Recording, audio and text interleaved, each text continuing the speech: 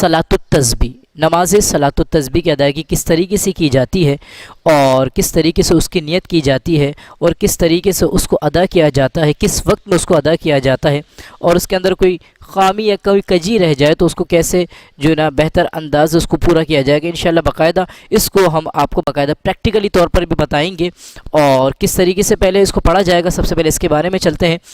علماء فرماتے ہیں کہ صلاۃ التسبیح کی بہت فضیلت ہے، اور محققین نے بلکہ یہاں تک کہ فرمایا ہے کہ اس کی فضیلت کو سننے کے بعد، اس کی بزرگی کو سننے کے بعد اس کو نہ پڑھنے والا اور اس پر عمل نہ کرنے والا وہی شخص ہے جو دین کا سست شخص ہے یا کاہل شخص ہے۔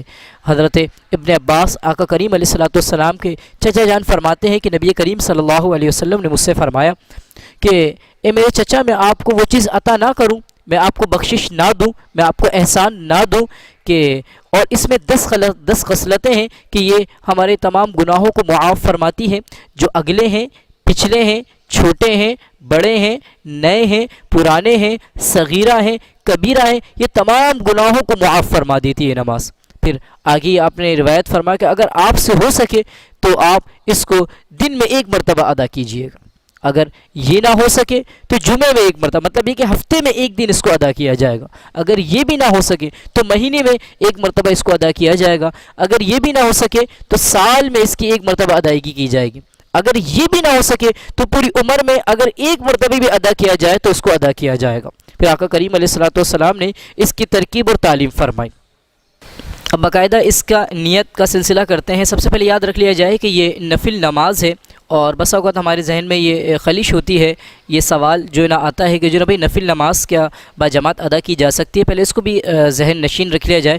باقاعدہ آقا کریم علیہ الصلوۃ والسلام نے نفل نماز باجماعت ادا فرمائی ہے، بلکہ امام بخاری رحمۃ اللہ تعالیٰ علیہ نے باقاعدہ ایک باب باندھا ہے کہ نبی کریم علیہ الصلوۃ والسلام نے صحابہ کرام علیہ رضوان کو نفل نماز کی جماعت فرمائی۔ ہاں، پہلے کے دور کے اندر باقاعدہ اعلان نہیں ہوتا جس طرح کہ ہمارے یہاں اعلان کیا جاتا ہے باقاعدہ تداعی الی جماعت کے لیے، پہلا اس طرح سے، لیکن کیونکہ پہلے کے دور کے اندر فرضوں کی طرف بہت جو ہے نا صحابہ کرام علیہ رضوان کے اندر للہیت تھی، اخلاص تھا، اللہ تبارک و تعالی کی طرف رجوع الی اللہ کا جذبہ تھا، تو لہذا فرضوں کی طرف اور اس نفل نماز کی جماعت کا اس لیے نہیں کہا گیا کہ کہیں ایسا نہ ہو کہ فرض کے اندر کوئی کوتاہی ہو جائے۔ لیکن اب ہمارے یہاں اس کے تھوڑا سا برعکس ہو گیا مسئلہ کہ ہمارے معاملات جو مطلب ہم فرض کی طرف ہی نہیں آتے ہیں، اور ہم اگر تداعی الی الجماعت یعنی کہ بلا کر لوگوں کو اس کی جماعت کا اہتمام کریں تو جب بھی کوئی حرج نہیں ہے کہ شاید اللہ تبارک و تعالی اس نماز کی برکت سے اس بندے کو 5 وقتہ نمازی اور اللہ تبارک و تعالی کے دین کا فرما بردار بنا دے۔ تو باقاعدہ بالکل کوئی کسی قسم کی قباحت نہیں ہے اس کی جماعت کے اندر، ہمیں بھی آپ کے اس کا حصہ بننا چاہیے اپنی مساجدوں کے اندر۔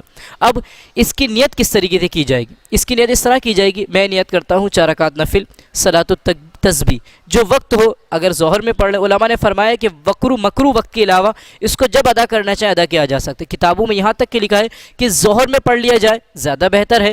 اب یہ اپنے وقت مقررہ اور وقت مناسبہ کو ملحوظ نظر رکھتے ہوئے اس کی جماعت کی ادائیگی کا سلسلہ کیجیے گا۔ میں نیت کرتا ہوں 4 رکعت نفل صلاۃ التسبیح، واسطے اللہ تبارک و تعالیٰ کے، وقت کو آپ مینشن کریں گے منہ طرف کعبۃ اللہ کے، اللہ اکبر۔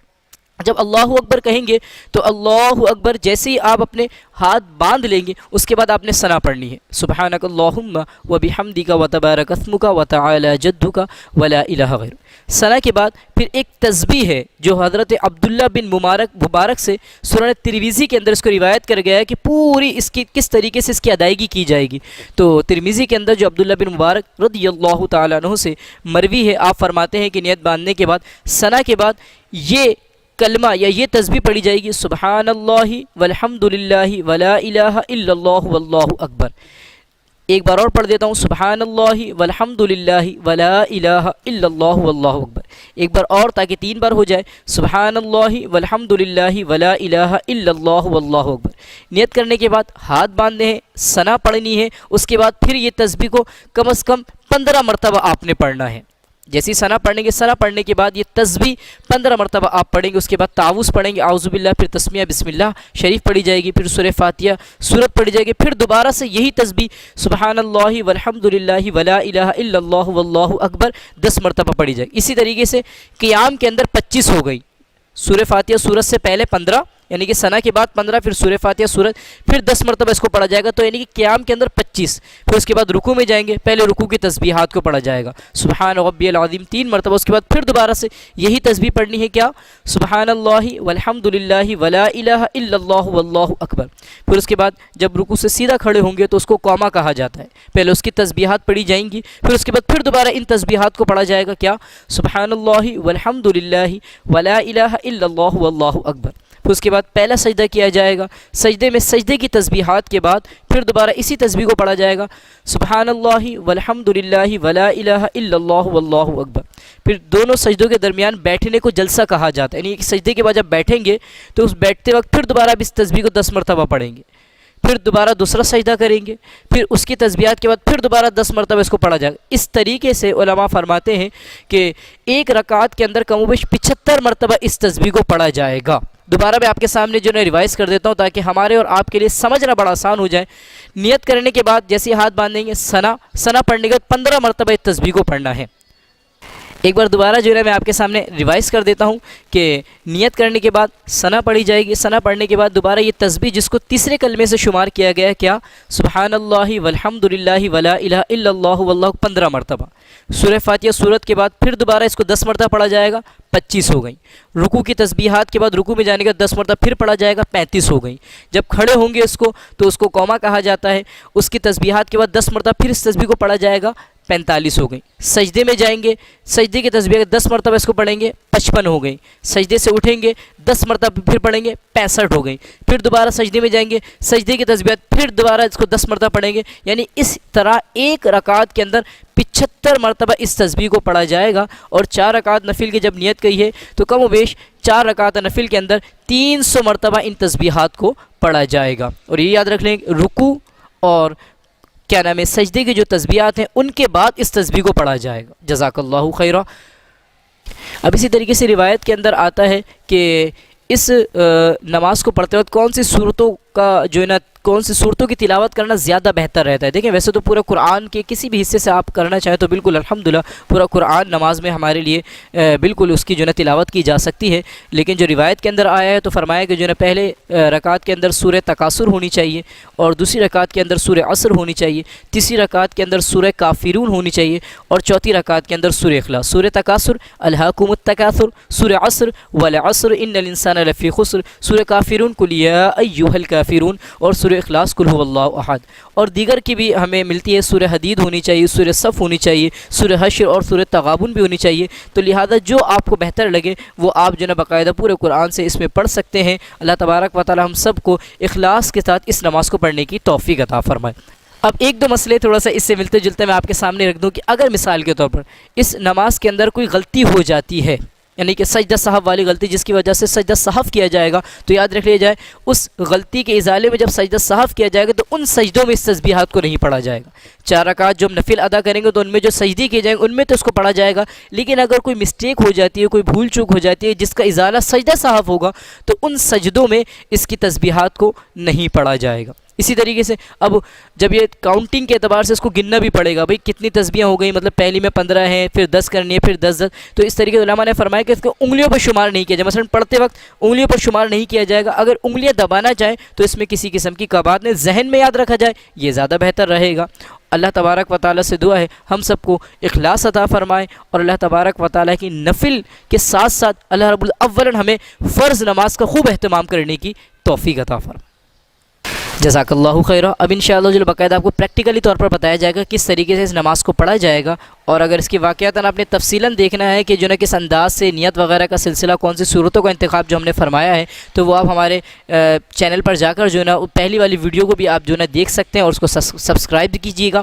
اور اسی کے ساتھ ساتھ انشاءاللہ باقاعدہ میں آپ کو کس طریقے سے نماز کی حالت میں، لیکن یہ نماز جیسی حالت ہے، نماز نہیں ہے، بیچ میں آپ کو بتاتا بھی رہوں گا کہ اتنی بار تسبیح میں نے پڑھی ہے، آپ نے اتنی بار پڑھنی ہے، آپ نے یہ سارے معاملات کرنے، تو انشاءاللہ غور سے دیکھیے گا اور توجہ خاص رکھیے گا۔ اللہ کریم ہم سب کا حامی و ناصر رہے۔ اب انشاءاللہ جو نیت کی جائے گی، میں نیت کرتا ہوں 4 رکعت نفل صلاۃ التسبیح وقت ظہر، منہ طرف کعبۃ اللہ کے واسطے اللہ تبارک و تعالی کے۔ اللہ اکبر، سبحانک اللہم و بحمدک و تبارک اسمک و تعالی جدک و لا الہ غیرک۔ سبحان اللہ والحمد للہ ولا الہ الا اللہ واللہ اکبر، سبحان اللہ والحمد للہ ولا الہ الا اللہ واللہ اکبر، سبحان اللہ والحمد للہ ولا الہ الا اللہ واللہ اکبر۔ اب یہ میں نے یہاں پر 3 بار تسبیح کو پڑھا ہے، لیکن آپ نے کم و بیش 15 مرتبہ اس تسبیح کو پڑھنا ہے۔ پھر اس کے بعد آپ نے ڈائریکٹ تعوذ پڑھنا ہے، اعوذ باللہ من الشیطان الرجیم، بسم اللہ الرحمن الرحیم، الحمد للہ رب العالمین الرحمن الرحیم مالک یوم الدین، ایاک نعبد و ایاک نستعین، اہدنا الصراط المستقیم صراط الذین انعمت علیہم غیر المغضوب علیہم ولا الضالین، آمین۔ بسم اللہ الرحمن الرحیم، الہاکم التکاثر حتی زرتم المقابر کلا سوف تعلمون ثم كلا سوف تعلمون كلا لو تعلمون علم اليقين لترون الجحيم ثم لترونها عين اليقين ثم لتسألن يومئذ عن النعيم۔ اب پھر دوبارہ سے ان تسبیحات کو 10 مرتبہ پڑھا جائے گا۔ کیا تسبیحات ہیں؟ وہی تیسرا کلمہ جو یقیناً ہم آپ کو یاد بھی ہوتا ہے، سبحان اللہ والحمد للہ ولا الہ الا اللہ واللہ۔ میں نے 1 مرتبہ پڑھا ہے، لیکن آپ نے اس کو 10 مرتبہ پڑھنا ہے، پیچھے 15 اور اب 10، 25 ہو گئے۔ اس کے بعد رکوع کیا جائے گا، اللہ اکبر۔ رکوع کے اندر اولاً سب سے پہلے ہم نے رکوع کی تسبیحات کو پڑھنا ہے۔ کیا؟ سبحان ربی العظیم، سبحان، باقاعدہ جو نا رکوع میں جانے کے بعد اچھے طریقے سے ہم نے پھر 3 بار سب سے پہلے اولاً رکوع کی تسبیح کو پڑھنا ہے، سبحان ربی العظیم، سبحان ربی العظیم، سبحان ربی العظیم۔ پھر اس کے بعد یہی تسبیح ہم نے پڑھنی ہے، سبحان اللہ والحمد للہ ولا الہ الا اللہ واللہ۔ 10 مرتبہ اس تسبیح کو پڑھنا ہے، 25 اور 10 ملائیں گے تو 35۔ اس کے بعد رکوع سے سیدھا کھڑے ہوئیں گے، جس کو قوما کہا جاتا ہے، سمیع اللہ لمن حمیدہ۔ اس کے بعد اس کی تسبیح ہم نے پڑھنی ہے، ربنا ولک الحمد۔ اس کے بعد پھر دوبارہ سے اس تسبیح کو پڑھنا ہے، سبحان اللہ والحمد للہ ولا الہ الا اللہ واللہ۔ 10 مرتبہ اس کو مزید اس میں اضافہ کرنا ہے، 25 اور 10 35۔ پھر اس کے بعد ہم نے سجدے میں جانا ہے، اللہ اکبر۔ سب سے پہلے سجدے کی تسبیح کو ہم نے پڑھنا ہے، سبحان ربی الاعلی، سبحان ربی الاعلی، سبحان ربی الاعلی۔ پھر اس کے بعد یہی تسبیح دوبارہ ہم نے پڑھنی ہے، سبحان اللہ والحمد للہ ولا الہ الا اللہ واللہ اکبر۔ کم ویش 10 مرتبہ اس تسبیح کو ہم نے پڑھنا ہے۔ پھر اس کے بعد جب سجدے سے دوبارہ اٹھیں گے تو پھر اس کو جلسہ کہا جاتا ہے۔ اس کے اندر بھی ہم نے 10 مرتبہ اسی تسبیح کو پڑھنا ہے جو تیسرے کلمے سے بالکل مشابہ ہے، سبحان اللہ والحمد للہ ولا الہ الا اللہ واللہ اکبر۔ 10 مرتبہ اس کو مزید پڑھنا ہے۔ اس کے بعد پھر دوبارہ دوسرا سجدہ کیا جائے گا، اللہ اکبر۔ سجدے کی تسبیحات پہلے ہم نے پڑھنی ہے، سبحان ربی الاعلی، سبحان ربی الاعلی، سبحان ربی الاعلی، سبحان اللہ والحمد للہ ولا الہ الا اللہ واللہ اکبر۔ پھر دوبارہ سے اس تسبیح کو ہم نے پڑھنا ہے۔ اس طریقے سے ایک رکعت کے اندر کم و بیش 75 تسبیحات ہم نے پڑھنی ہے۔ اور اس کے اندر ایک بات یہ بھی ذہن نشین رکھیے، اگر ہم امام صاحب کے پیچھے پڑھتے ہیں، یعنی کسی کی اقتداء میں اگر نماز پڑھتے ہیں اور کہیں ہماری کچھ تسبیحات رہ جاتی ہیں، مثال کے طور پر ہم نے جیسے ہی سجدے میں گئے، ابھی ہم نے 10 بھی نہیں پڑھی تھی، 8 تسبیح ہماری ہوئی تھی کہ امام صاحب سجدے سے اٹھ گئے، تو اس کے بعد والا جو رکن ہے، مطلب دوسرے سجدے میں یا اس کے بعد جو بیٹھا جاتا ہے، اس میں تھوڑا جلدی کے ساتھ وہ 10 بھی اور جو 2 رہ گئی ان کو جو ہے ملا لیا جائے۔ یہ نہیں کہ جو اب جب دوبارہ اس سجدے میں آئیں گے تو پھر جو ہے ان کی تسبیحات کو پورا جب بھی کیا جا سکتا ہے، لیکن بہتر یہ ہے کہ اس کے بعد والی جو تسبیح کا جو رکن ہے اس کے اندر اس تسبیح کو مکمل کیا جائے، اور کم و بیش 300 کی جو تعداد ہے اس کو 4 رکعت نفل کے اندر ادا کیا جائے۔ اور ایک بات اور ذہن نشین رکھ لیجیے، آخری بات، کہ جب قاعدہ اولیٰ کے اندر اور قاعدہ اخیرہ کے اندر، یعنی اتحیات میں جب ہم بیٹھتے ہیں تو 2 رکعت کے بعد جب بیٹھیں گے تو اس کو قاعدہ اولیٰ کہا جاتا ہے، اور 4 رکعت کے بعد ہم بیٹھیں گے اتحیات میں، التحیات للہ، تو اس میں ان تسبیحات کو نہیں پڑھا جائے گا۔ 2 رکعت کے بعد اتحیات پڑھی جائے گی، جیسے میں آپ کو بتا ہی دیتا ہوں، مثال کے طور پر 2 رکعت ہماری ہو گئی ہیں تو اس کے بعد التحیات پڑھی جائے گی، التحیات للہ والصلوات والطیبات، السلام علیک ایھا النبی ورحمۃ اللہ وبرکاتہ، السلام علینا وعلی عباد اللہ الصالحین، اشہد ان لا الہ الا اللہ واشہد ان محمدا عبدہ ورسولہ۔ بس اس پر اکتفا کیا جائے گا، اس کے بعد تسبیح نہیں پڑھی جائے گی۔ اسی طریقے سے جب 4 رکعت کے اندر جب آخری میں آپ بیٹھیں گے تو اس کے اندر بھی التحیات، پھر درود ابراہیمی، پھر کوئی دعائے معصورہ، پھر اس کے بعد تسبیح کے بغیر ایک سلام کے ساتھ اس جو ہے نا 4 رکعت نفل ادائیگی کو نماز کو پڑھنا ہے، ایک سلام کے ساتھ، یاد رکھ لیا جائے۔ اللہ تبارک و تعالی ہم سب کو سمجھنے، اس پر عمل کرنے کی توفیق عطا فرمائے۔ اس میں اگر کوئی مجھ سے غلطی ہو گئی ہے تو آپ بالکل میری اصلاح فرمائیے، کمنٹس کے اندر مجھے دینا چاہیں معاملات وغیرہ۔ اور الحمدللہ یہ جو سلسلہ ہمارا چل رہا ہے لوگوں تک دین پہنچانے کا، اس میں ہمارا ساتھ دیجیے، ہمارے چینل کو زیادہ سے زیادہ سبسکرائبس کیجیے، لائک کیجیے۔ اللہ کریم جو ہمارے چینل کے آنرز ہیں اور جو اراکین مل کر کام کرنے کی کوشش کر رہے ہیں، ہمارے علماء، ان کو دین دنیا آخرت کی بھلائیاں اور کامیابی عطا۔